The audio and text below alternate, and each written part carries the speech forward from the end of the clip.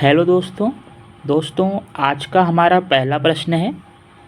The binary number 110001 is equal to the decimal number. मतलब कि दोस्तों आपको यहाँ पे बाइनरी में जो संख्या 110001 दी गई है इसे डेसिमल में चेंज करके बताना है कि डेसिमल में क्या आएगा। तो आइए इसे शुरू करते हैं। सबसे पहले नंबर जो दिया गया है उसे हम लिख लेते हैं, थोड़ा दूरी दूरी पे लिखते हैं। 1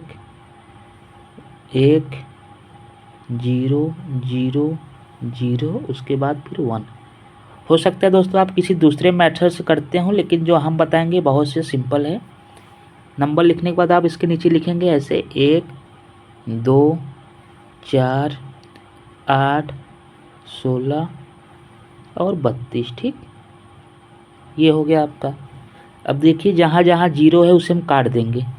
ये ऐसे काट देंगे, ये वाला भी ऐसे काट देंगे पूरा, और ये वाला भी हम काट देंगे। अब देखिए 1 जहाँ है उसके नीचे जो संख्या हमने लिखा है, जैसे 1 के नीचे 1 लिखा है, फिर 1 के नीचे अगला 16 लिखा है, फिर अगले 1 के नीचे हमने लिखा है 32। इन सबको आपस में जोड़ेंगे, 32 को जोड़ेंगे 16 में, फिर उसके बाद जोड़ेंगे 1 में। इसका क्या आएगा, 32 16 कितना होता है 48, 48 में 1 जोड़ेंगे 49। मतलब कि दोस्तों ये है आपका 49 जो आया है दोस्तों, ये आपका है डेसिमल में। ठीक, ये था आपका बहुत ही सिंपल तरीके से बाइनरी का डेसिमल में चेंज करना। आई होप आपको आ गया होगा। यदि नहीं आया तो एक क्वेश्चन हम और ले लेते हैं, एक इसी पे आपको पूरा एकदम कॉन्सेप्ट क्लियर हो जाएगा, क्योंकि समय बहुत ही कम बचा है, आपको तैयारी करना है। सबसे पहले लिख लेते हैं हम कुछ भी संख्या 1 0 1 0 1। ठीक, ये हमने लिख लिया है।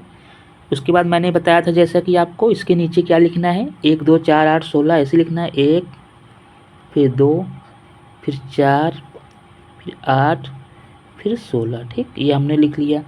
अब मैंने क्या बताया था, जहाँ जहाँ जीरो हो उसके नीचे जो संख्या लिखी है उसे हम काट देंगे। मतलब कि 0 है उसके नीचे 8 है तो हम इसको आपस में काट देंगे ऐसे।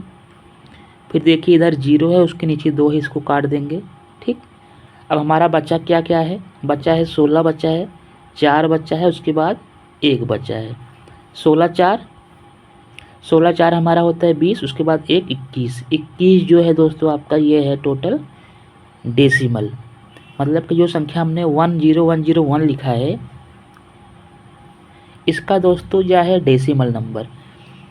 आई होप आप समझ गए होंगे। यह होता है हमारा बाइनरी से डेसिमल में चेंज करना। इसी तरह से दोस्तों आपको एग्ज़ाम में क्वेश्चन देखने को मिलेगा, तो आई होप आप समझ गए होंगे। चलिए हम अगले प्रश्न में चलते हैं। बाकी ये जो संख्या दी गई है आपका, इसका सही आंसर आपका 49 हमने अभी सॉल्व कर दिया था, 49 होगा। ठीक, अगला है संख्या दोस्तों यहाँ पे the binary number of hexadecimal number D5A6A। ठीक है, मतलब कि दोस्तों यहाँ पे बाइनरी संख्या जो दी गई है इसे दोस्तों आपको हेक्सा में नहीं, इसको जो हेक्सा में आपको नंबर दी गया है उसे बाइनरी में चेंज करना है। ठीक है, यहाँ पे ये होगा। तो देखिए दोस्तों हेक्सा का क्या रूल होता है। हेक्सा का आपको पता होगा, बाइनरी का आपका बेस 2 होता है, 2 होता है। ऑक्टा का दोस्तों आपका 8 होता है। डेसिमल का दोस्तों आपका 10 होता है। और जो होता है हेक्सा डेसिमल का होता है वो होता है आपका 16। अगर इसकी रेंज की बात करें तो इसका जो होगा 0 होगा 1 होगा। ठीक, मतलब कि बेस में 1 घटा देंगे। ऑक्टा का क्या होगा रेंज, 0 1 2 3 ऐसे ऐसे पूरा जाएगा 7 तक। 8 नहीं होगा क्योंकि 8 से हमने बताया कि बेस में 1 घटा देते हैं। डेसिमल का क्या होगा दोस्तों, 0 1 2 3 ये पूरा जाएगा 9 तक जाएगा। ठीक, 9 तक जाएगा। अब सबसे इम्पॉर्टेंट जो आता है आपका हेक्साडेसिमल। हेक्साडेसिमल का कैसे होगा इसे चलिए हम पहले बता देते हैं, इससे पहले मिटा देते हैं। हेक्साडेसिमल का शुरुआत करते हैं। यहाँ पे हेक्साडेसिमल तो आप समझ गए होंगे, इसका रेंज दोस्तों 0 से होता है 15 तक। ठीक, तो पहले 0 1 2 ये पूरा दोस्तों ऐसे ऐसे आपका 9 तक तो जाएगा। उसके बाद दोस्तों हम जो 10 11 12 13 और 14 और 15 ये दोस्तों जो होता है हम इसको 10, 11, 12, 13, 14, 15 ना लिख के 10 के लिए हम लिखते हैं ए। 10 के लिए लिखेंगे दोस्तों हम क्या लिखेंगे, ए लिखेंगे, ए फॉर एप्पल। 11 के लिए बी लिखेंगे, 12 के लिए दोस्तों हम लिखेंगे सी, 13 के लिए लिखेंगे दोस्तों डी, 15 के लिए लिखेंगे ई और 16 के लिए लिखेंगे एफ। तो ये था आपका पूरा जो है कि बाइनरी से हेक्सा वाला, ठीक है, कि मतलब हेक्सा में कैसे हम नंबर को लिखते हैं। अब देखिए, अब हम इसको मिटा देते हैं। जो दोस्तों आपका संख्या दी गई है, संख्या क्या दी गई है, D5A6, ठीक।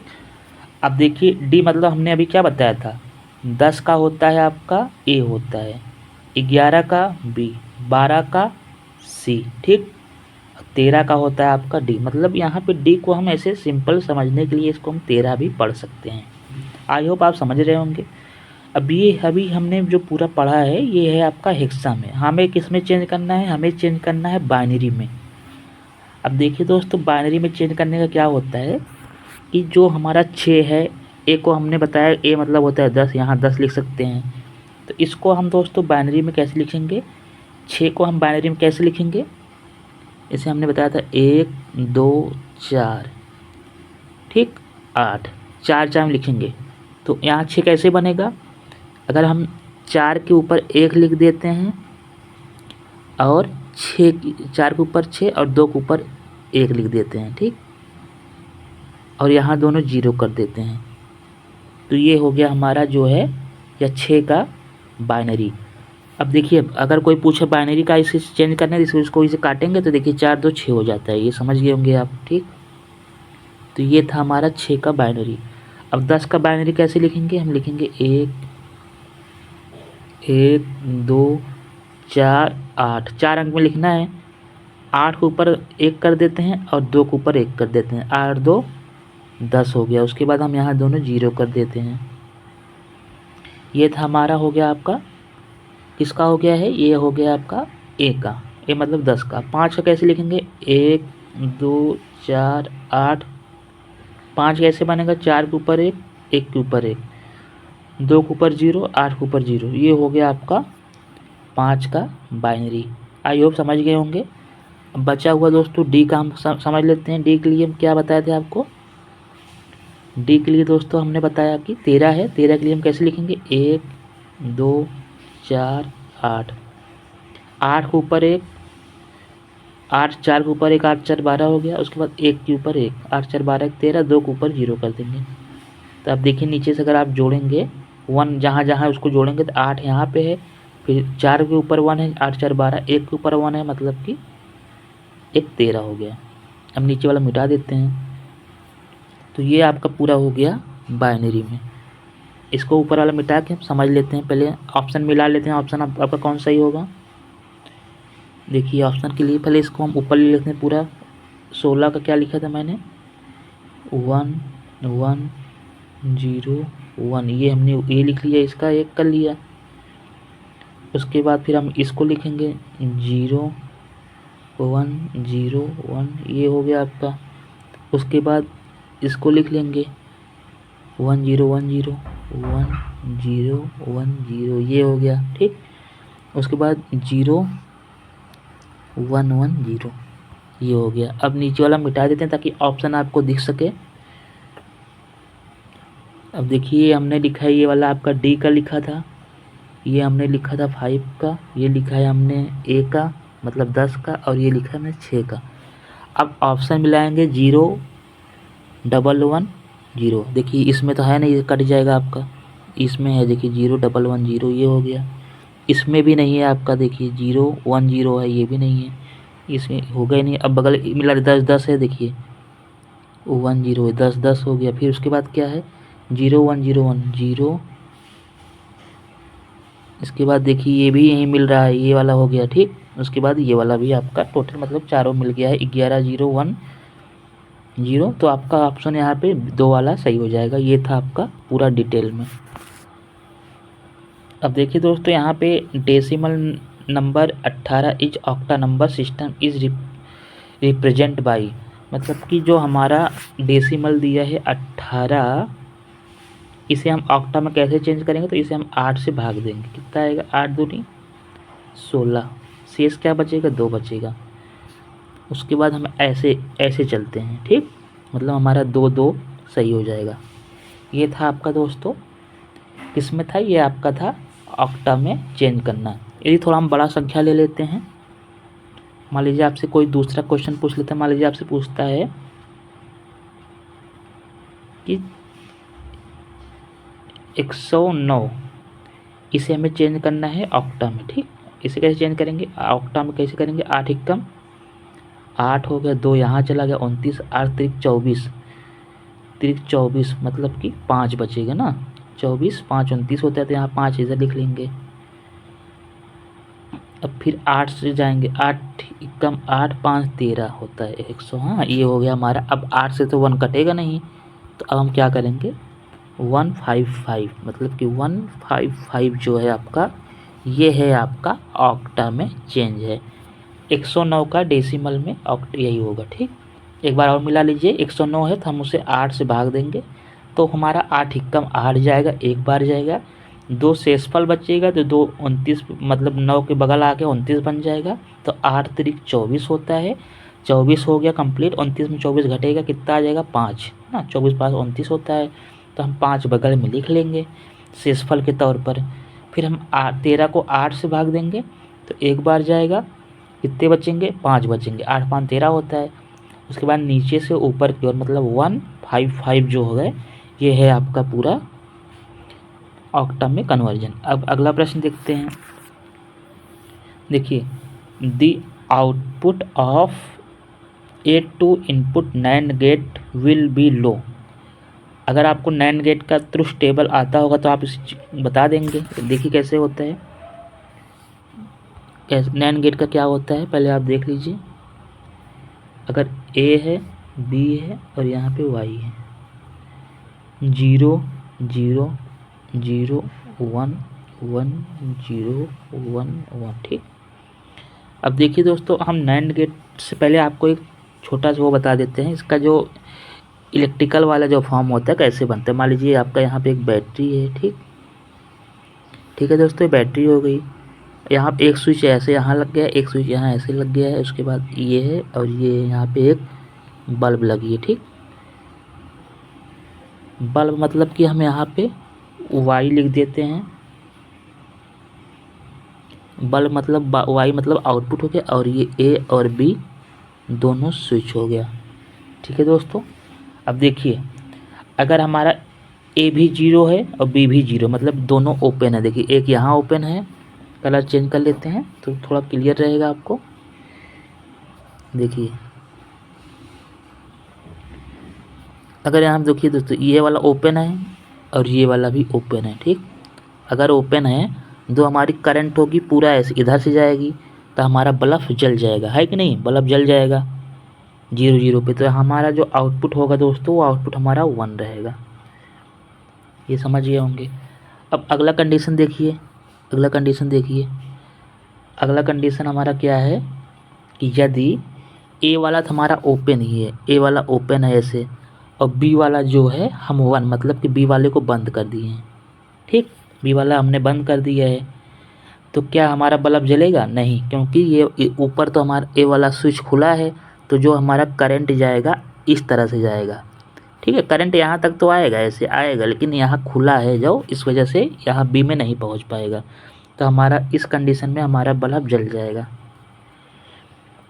अब अगली कंडीशन देखिए, इसको पहले मिटा देते हैं, ठीक। अगली कंडीशन हमारा क्या है कि हमने ए वाले को बंद कर दिया, ए वाला बंद कर दिया ऐसे, और बी वाला हमारा खुला है, तो हमारी जब यहाँ बैटरी से करंट निकलेगी तो ऐसे ऐसे ऐसे ऐसे इधर से आएगी, बल्ब हमारा जल जाएगा, क्योंकि करंट इधर तक यहाँ तक तो आएगी, लेकिन इसके बाद यहाँ बी खुला है, बी खुला होने के कारण नहीं आ पाएगी, इस वजह से हमारा बल्ब नहीं जलेगा, तो हमारा जो बल्ब यहाँ पे जल जाएगा, ठीक है, इस कंडीशन में। तो ये वाला हम पहले मिटा देते हैं। अब अगली कंडीशन समझते हैं। अगली कंडीशन क्या है दोस्तों, जब हम दोनों को हम 1 कर दिए, मतलब यहाँ भी बंद कर दिए और यहाँ भी बंद कर दिए, जब पूरा हमारा बंद हो गया तो जो हमारी करंट आएगी पूरा ऐसे होकर ग्राउंड हो जाएगा और हमारी बल्ब जो है नहीं जलेगा, ठीक। ये हमारा बल्ब नहीं जलेगा, इधर करंट नहीं पास होगी बल्ब में, तो हमारा जो 1 1 पे हमारा आउटपुट 0 हो जाएगा।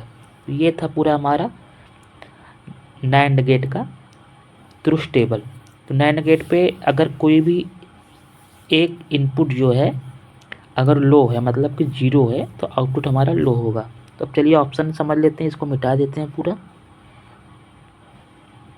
ऑप्शन देखिए, only if both the input are high, ये तो गलत हो जाएगा दोस्तों। Only if both the input are low, तो हमारा यही वाला ऑप्शन सही होगा। जब बल्ब कब जलेगा, the output of two input NAND gate will be low. अच्छा, लो का पूछा है, तो लो कब होगा, जब दोनों इनपुट हमारा हाई होगा। ठीक, तो हमारा ये वाला हमारा सही हो जाएगा, क्योंकि अभी हमने बताया था ऐसे आपको। ये हमारी मान लीजिए यहाँ बैटरी थी और एक यहाँ बल्ब था। जब दोनों हमारा लो होगा, मतलब दोनों ओपन होगा ए बी, तो हमारा ये है जो वाई जो है हाई रहेगा। लेकिन क्वेश्चन क्या पूछा है आपसे कि वाई जो है लो होना चाहिए, मतलब बल्ब नहीं जलना चाहिए, तो दोनों आपका क्लोज होना चाहिए, मतलब कि ए और बी दोनों जो है हाई होना चाहिए। हाई मतलब कि 1 होना चाहिए, तभी तो आपका क्लोज होगा।